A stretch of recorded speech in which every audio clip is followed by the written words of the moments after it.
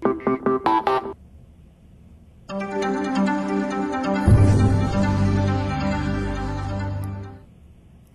to ForexTV.com. It's Wednesday, January 30th. I'm Remy Hokie for your New York Forex Market Buzz. In afternoon trade, as of 12:50 p.m. Eastern Time, Euro dollar is at 1.4787. Sterling dollar is at 1.9868, while dollar yen is trading around 107.28. The market awaits the FOMC rate announcement due out at 2:15 p.m. Eastern Time. And taking a look at today's U.S. data releases, Q4 advanced GDP came in sharply lower than expected.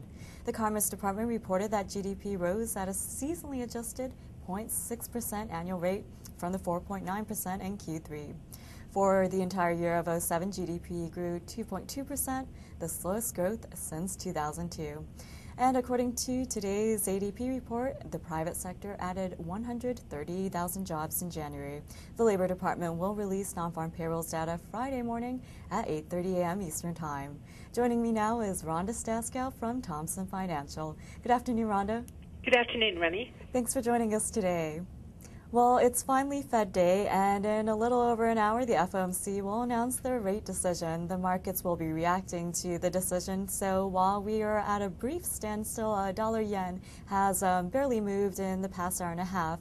But post-FOMC, if you could tell us what we should be watching for the yen and the yen crosses. Well, it's going to be a very interesting day, least of which is many in the market are expecting reactionary moves to price out what the Fed already does. In other words, a lot of profit taking after the Fed actually moves. The consensus seems to be that if they move 50 basis points, that the stock market will go up, and that will, of course, foster carry trade demand, which is sort of bullish for dollar-yen. But a 50 basis point rate cut, of course, is going to shrink the U.S. yield spread over Japan quite dramatically.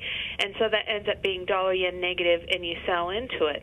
The other thing is many traders don't think a stock market rally will last on a 50 basis point rate cut.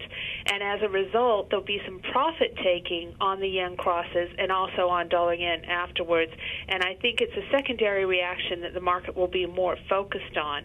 Now, if they do 25 basis points, I think that will hurt the stock market, but quite frankly, I think that will be supportive of the dollar, since only a minority are expecting 25 basis points from the Fed, and that could actually be a major shift for the dollar, especially after having the stimulus package looking to be passed soon and to help stimulate the economy. Okay, you've given us your expectations for the decision, so let's move on to the euro dollar. The euro has not rallied to record highs against the dollar recently, but from a both fundamental and technical perspective, if you could give us your short-term forecast for the pair. Well, I want to look over a forecast over a little bit longer. Quite frankly, like if they do 50 basis points, I think you could see the euro attempt to go higher. But as we've seen in recent weeks, the euro has failed to be able to rally above 150, and I think that's very critical for a number of reasons.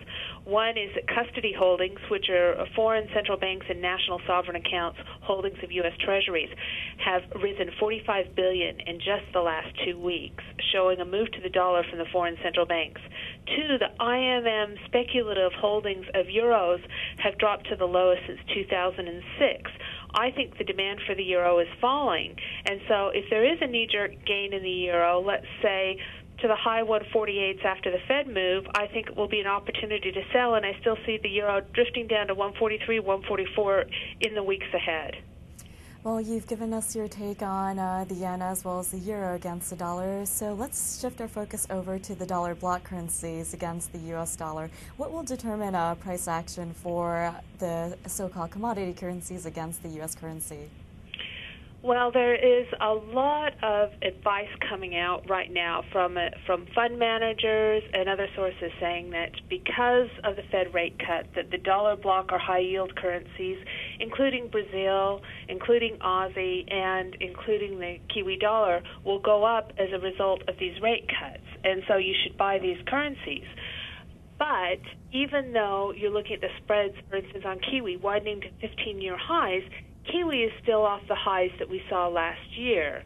With the growth forecast for the globe, which is starting to deteriorate, dramatically, given the IMF cut in forecasts we saw for world growth yesterday. I think that's really a negative for the dollar block currencies and for Aussie yen, Kiwi yen crosses, and so-called carry trades. So even though there may be a knee-jerk rally on these currencies, I still think the prospects for these currencies longer term won't be as good. Now, for the Aussie, there still is a risk to trigger some stops today above 89.20, but I still think we will see sellers into any rallies towards 90. So I think 90 will probably cap in the next 24, 48 hours, and we'll see the Australian dollar move back towards 85 in the coming weeks. And I think the same scenario holds for the Kiwi dollar, that there still are risks right now for stops above 78.30, but I think you'll see a lot of interest to sell towards 79 for a move back to the recent lows that we saw towards 74 in the sessions ahead. And similarly, even though dollar CAD has seen this big move back down through parity this week, I still think that given the slowdown scenario, you'll see dollar CAD move back up to 104 and possibly higher levels in coming sessions. Okay, Rhonda, as always, thank you very much for insight and analysis into the Forex marketplace.